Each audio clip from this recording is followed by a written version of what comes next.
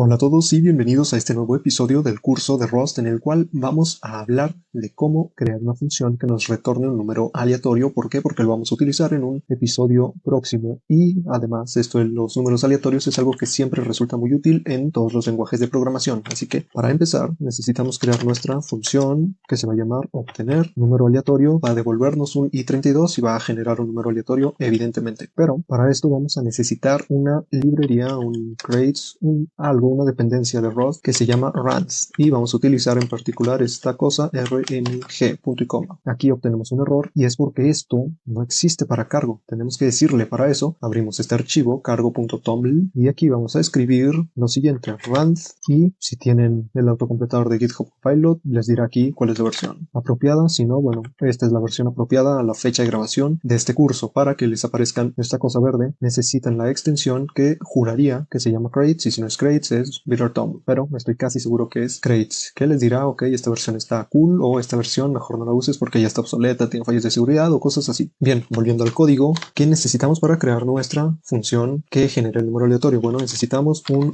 rango let mute rng, que para esto vamos a utilizar esta cosa de runs y lo de thread en rng, ok, simplemente esto no es necesario entenderlo a profundidad por ahora. Después, esto nos va a servir para el rango, pero esto no es específicamente lo que vamos a utilizar. Vamos a crear nuestra variable, esta no es mutable porque no se va a mover, número aleatorio y es igual a esto, rng, que es la variable que acabamos de crear, punto generar rango. Esto viene de aquí, este rng tiene esta función porque esta cosa, run_thread_range, tiene esta función. Ahora, ¿qué es un rango? Un rango es un número mínimo y un número máximo, entonces es lo que está comprendido entre esos dos números. ¿Y qué vamos a hacer aquí? Bueno, podríamos poner de 1 a 5 y nos generaría números aleatorios que sean entre el 1 y el 5, pero no me parece que sea lo más apropiado en este momento. Vamos a poner aquí un número mínimo que va a ser de tipo i32 y un número máximo que es de tipo i32. Bien, entonces aquí tenemos que quitarlo y tomar unas validaciones porque estas dos cosas, estas dos variables se las vamos a pedir al usuario. Como hicimos en un programa anterior, vamos a modificarlo para que cumpla este propósito, pero sabemos que el usuario puede ser un poco idiota, así que vamos a asegurarnos de que en caso de que el usuario nos diga primero el número mayor, o sea, que nos diga un número mínimo 5 y un número máximo 2, vamos a asegurarnos de que si número máximo es menor que número mínimo, vamos a hacer lo siguiente. Si el número máximo es menor que el número mínimo, significa que están al revés. Quiere decir que el rango debe ir desde número máximo hasta número mínimo, pero el rango no se expresa como una función. Aquí le falla un poco la lógica a GitHub Copilot. Vamos a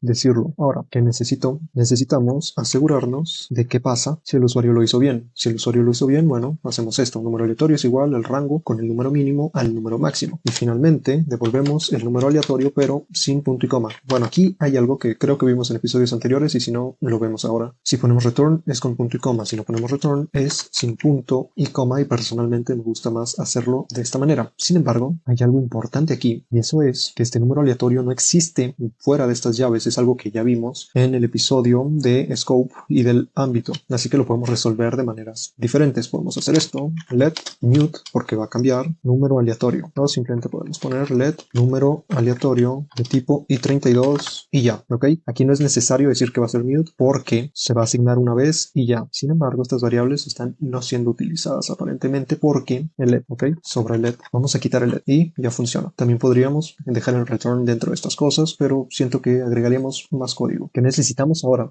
Ya podemos decir let número aleatorio es igual a obtener el número aleatorio. Aquí podemos poner dos números. Sin embargo, sabemos que estos números son let número mínimo de tipo i32 y let número máximo de tipo i32. Y esto ya simplemente lo ponemos aquí como número mínimo y número máximo.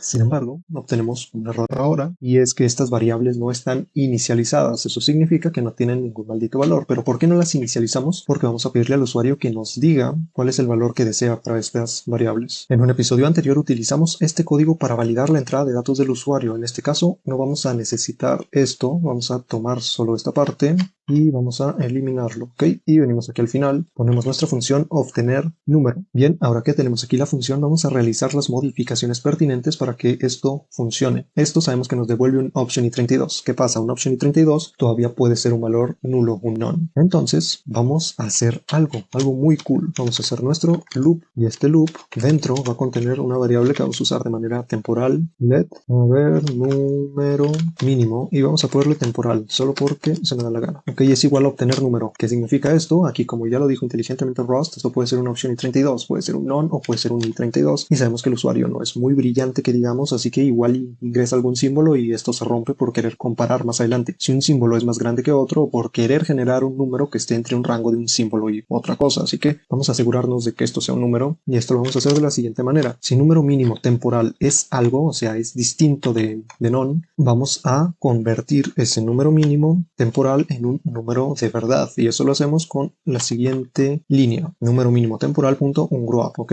Esto va a desenvolver lo que sea que haya dentro de este option i32 y nos va a devolver el i32 en caso de que exista algo ahí y eso nos deje salir. ¿Qué pasa si no hay algo ahí? Bueno, el programa va a seguir por siempre hasta que el usuario se le quite lo estúpido y ingrese su número. Ahora, vamos a hacer lo mismo con lo siguiente y esto ya vimos cómo hacerlo, así que podemos dejárselo a GitHub. Creamos el número máximo temporal y es option i32, luego obtenemos el número que es un option i32, none o i32. Entonces, si no es none, lo convertimos a un número de verdad o obtenemos sacamos dentro de este option i32, sacamos el número de verdad y lo almacenamos en el número máximo, que es la variable que iniciamos acá. Y en caso de que el usuario haya ingresado el número correctamente y que hayamos podido extraer un número de este option i32, ya podemos continuar y salir de este loop. En caso de que el usuario sea estúpido, bueno, a pedirle de nuevo esto. Ahora, número aleatorio no se está utilizando. Vamos a imprimirlo solo para ver cómo está yendo el programa hasta ahora. Print ln, el número aleatorio es este. Y vamos a ver cómo está yéndole a este programa hasta ahora. Cargo run.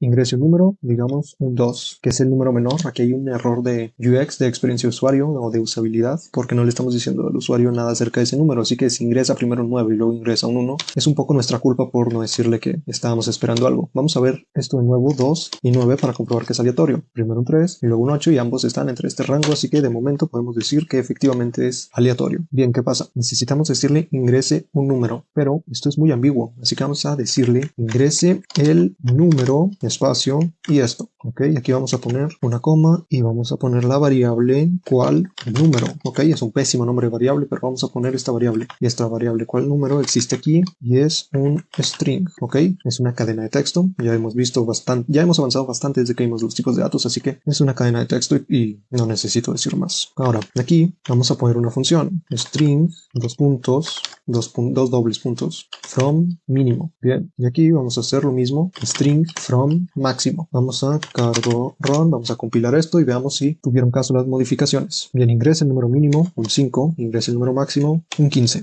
El número aleatorio es 5. Bien, incluye el 5. Es importante, algo que debemos notar porque los rangos pueden incluir o no ese número 5, ya depende de la sintaxis del lenguaje, cómo se va a comportar y las decisiones de diseño del lenguaje, pero aquí estamos viendo que incluye el 5. Ahora, ¿qué pasa si estamos idiotas? No es muy difícil hacer ese ejercicio de imaginación, pero vamos a intentarlo. 9 y 2. El número aleatorio es 8. ¿Qué pasó? Recordemos que nosotros ya dimos por hecho que el usuario es idiota, así que aquí no le dijimos, a ver, te equivocaste, primero es el 2 y luego el 8, no al revés, porque es mínimo y máximo, no seas imbécil. Nosotros ya asumimos que en efecto es imbécil, así que lo arreglamos. Aquí ingresé el 8, el 9, no sé, ingresé un número arriba, luego ingresé un número menor, entonces el número mayor se cambió de lugar con el número menor y esto sigue funcionando y el usuario ni siquiera se dio cuenta de que es idiota. En este caso me di cuenta, pero bueno, eso ya lo sabía. ¿Qué sigue? Ya tenemos este número aleatorio. ¿Y qué es lo que queríamos? ¿Cuál era el objetivo del episodio? Maldita se lo olvidé.